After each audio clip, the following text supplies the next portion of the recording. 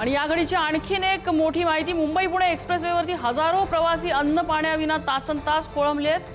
सामाजिक कार्यकर्ते अंजली दमानी आपल्या सोबत आहेत। अंजली ताई, काय म्हणायचं या सगळ्या प्रकाराला? नाही, आता प्रचंड काळजी वाटायला लागली आहे की आता जी लोक तिथे अडकली आहेत त्याच्यात काही लहान मुलं आहेत, काही म्हातारी माणसं आहेत। होय, म्हणजे त्या लोकांनी जायचं कुठे, बाथरूमला कसं जायचं? त्या लहान मुलांना काही खायला नाहीये, प्यायला नाहीये, दूध नाहीये। आणि मला कळत नाही की प्रशासनाला इतका वेळ कसा लागतोय। एक टँकर जर, आपला गॅस टँकर जर अडवा झालाय तर त्याला काहीतरी करायला नको का? आता 24 तास झाले कोंडी होऊन, आणि लोकांनी निदान ते टँकरवाले, ट्रकवाले त्यांच्याकडे सगळं असतं म्हणून ते बाजूला जेवण शिजवून खाऊ शकतात। लोकांनी, सामान्य माणसांनी काय करायचं? त्यांना बाथरूमला जायला सुद्धा तिथे जागा नाहीये। मी जी परिस्थिती ऐकतेय ती अतिशय भयानक आहे। म्हणजे मला असं वाटतं की खरंच प्रशासनाने ना खरंच जागा होण्याची गरज आहे। हे सगळे अशा गोष्टींना जर त्यांनी कारवाई केली नाही पटापट तर कसं चालेल? का ते सामान्य लोकांना इतका त्रास देतात मला खरंच कळत नाही। नाही, अगदी तो टँकर दुरुस्त व्हायला वेळ लागत असेल तर तेही समजू शकतो आपण, पण जी अडकलेली लोक आहेत त्यांना निदान काहीतरी अन्नाची पाकिटं, पाणी पुरवण्याबाबत काहीतरी उपाययोजना किंवा साधं ऍड्रेस करणं सुद्धा सरकारकडनं 24 तासात झालेलं नाहीये, प्रशासनाकडनं सुद्धा। मला असं वाटतंय की आतापर्यंत त्यांनी काहीच ना स्टेटमेंट आहे ना कोणी काही सांगितलंय, मदत कुठल्याही प्रकारची अजून दिली नाहीये। आणि खरंच भयानक आहे हे सगळं की इतकं निर्दयीपणा सरकार कसं करू शकतंय? 24 तास, 1-2 नाही, 24 तास लोक कसे गाडीत बसून काढणार? काहीच व्यवस्था जर केली नाही तर कसं होणार लोकांचं? मला तर अतिशय म्हणजे प्रश्न पडतो की काय सरकार करतंय आणि काय ते अधिकारी करतायत? नुसते हातावर हात धरून बसलेत का? आता विचारावं असं वाटतं त्यांना आता। नाही, खरंच म्हणजे मला तर प्रश्न पडलेला आहे की इथे लहान मुलं किंवा एखादी गर्भवती महिला असेल, वृद्ध लोक असतील समजा या गर्दीमध्ये, देव न करो अडकलेले, त्यांचं काय झालं असेल जवळपास? कारण आता 27 तास व्हायला आलेत अंजलीताई। नाही, एक्झॅक्टली, कारण आता मी जे ऐकलंय की त्याच्यात प्रचंड प्रमाणात लहान मुलं पण आहेत आणि वृद्ध पण आहेत। तर आता अशा परिस्थितीत म्हणजे खरंच आता एव्हाना मला वाटतं 3 वेळचं त्यांना जेवण, 2 वेळचं जेवण आणि काहीतरी त्यांना नाश्ता पाणी तरी देण्याची व्यवस्था करायला हवी ना सरकारकडनं। म्हणजे काहीच काम न करणं, तो टँकरही धड करत नाहीयेत, लोकांचेही हाल होत आहेत। कसं समजवणार या लोकांना आता?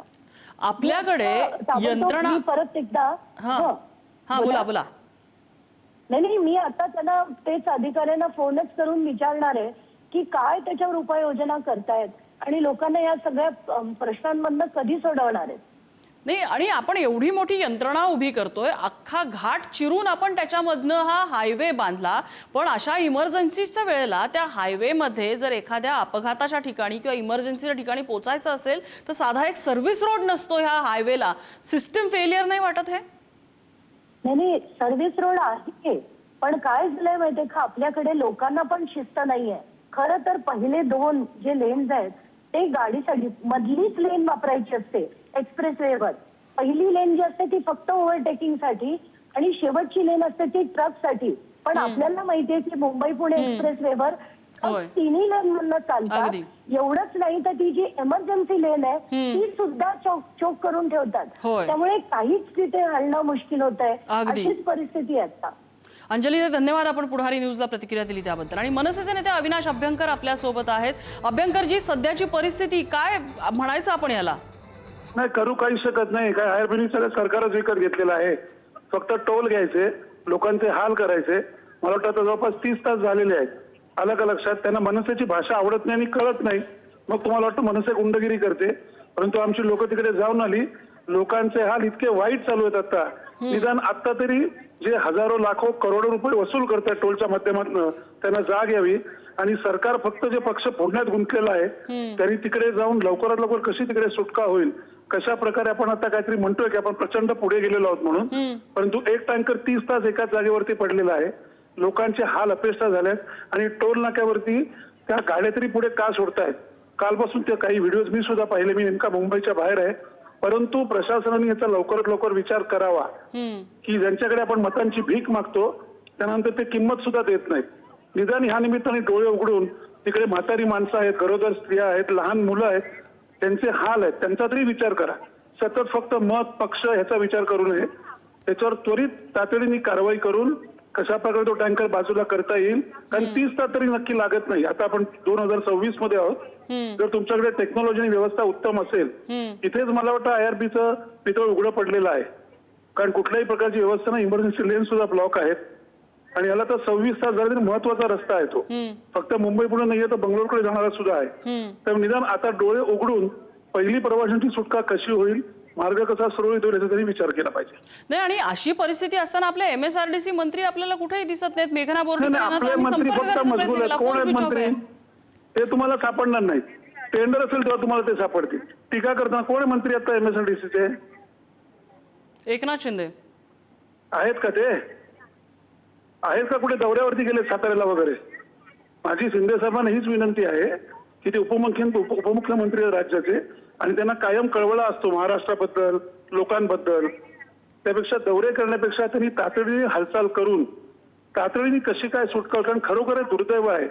26 तास एक व्यक्ती अडकली, हे नुसते 15 मिनिटं अडकले तरी 10 लोक सारे वाजवत येतात. आणि खरोखर सांगतो हा खरोखर संताप आहे. कारण आम्ही काही लोकांशी बोललो तिकडे हतबल आणि हताश आहेत. आणि हे दुर्दैव आहे महाराष्ट्राचं की यांच्याकडे कोणीही बघत नाहीये. अक्षरशः रस्त्यावर प्रवाशांना सोडलंय, ज्यामध्ये लहान मुलं, आज्या, स्त्रिया, वयस्कर माणसं, काही आजारी माणसं. त्यामुळे आता निदान ह्याचा तरी माझी विनंती खास करून फडणवीस साहेबांना आहे की त्यांनी तातडीने याच्यामध्ये इंटरव्ह्यू करून लवकरात लवकर कसं काय सगळं सुरळीत होईल याच्यामध्ये आता त्यांनी आता इंटरव्ह्यू करावं. तुम्ही म्हणालात मनसेचे काही कार्यकर्ते इकडे काही भागात जाऊन पाहणी करून आले, त्यांच्याद्वारे काही मदत करण्यात आली का? त्यांनी काय परिस्थिती आता सांगितली ते तुम्हाला? मनसे आपल्या परीने कायम मदत करते जेव्हा कुठलाही विषय असो. परंतु रस्ता जर सुरळीत करायचा असेल तर यंत्रणा प्रॉपर लागली पाहिजे ना कामाला. खरंय. फक्त टोल मात्र लावला व्यवस्थित, टोलचे सगळे नियम तोडून.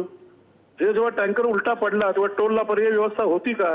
भले तो गॅसचा टँकर असेल, कारण आजकाल लगेच शिकवायला येतील की गॅसचा टँकर होता तो म्हणून. पण पर्याय व्यवस्था होती का तिकडे? नव्हती ना. आणि 30 तासात तुम्ही तो ट्रॅफिक जर क्लिअर करू शकत नसाल तर ही काय आहे? हे तुमचा पराभवच आहे ना. त्यामुळे याच्यात कुठलंही राजकारण न आणता आमची त्यांना विनंती आहे की त्यांनी तातडीने प्रवाशांची सुटका कशी होईल याचा विचार करावा. हातातली इतर सर्व कामं बाजूला ठेवून. अविनाश अभ्यंकरजी धन्यवाद, आपण पुढारी न्यूजला प्रतिक्रिया दिली त्याबद्दल.